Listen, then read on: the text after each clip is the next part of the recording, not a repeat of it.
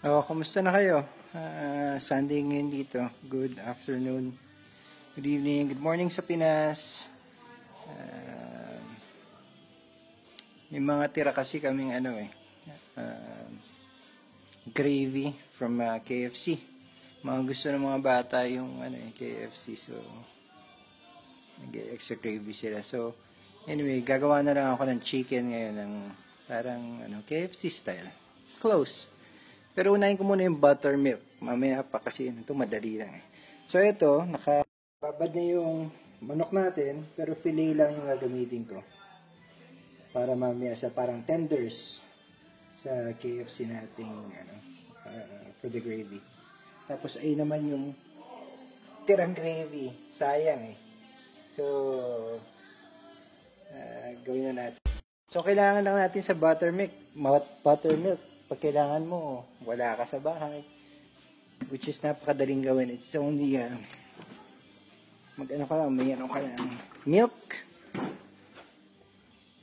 May milk. And then, yan lang. May milk, tsaka suka.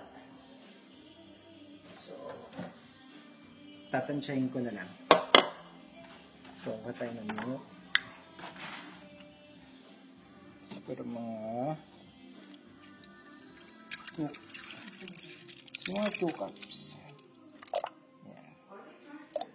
2 cups. Tapos, naman? Bless you. 2 tablespoons ng white vinegar.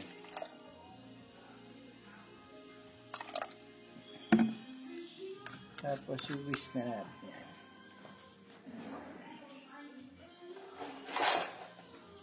Gamit yung pang-whisk.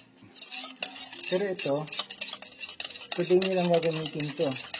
Pwede nyo lang gagamitin ito muro. Talagang lang siya.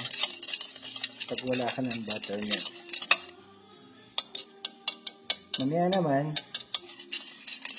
lalagyan natin ng itlog yan. Isa lang. Ay, may 2 itlog siguro.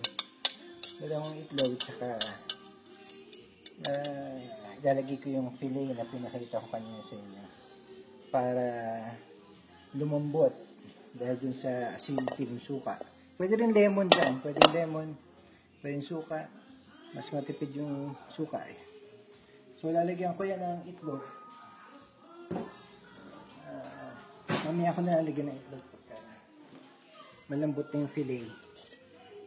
Tapos at least alam nyo pag pinakita ko mamaya ganyan. Siyempre, walang nalagyan dito. O sige, ayun, mag-aayos muna ako. Punong-puno eh. I will see you later sa ating KFC chicken tenders. Okay, bye.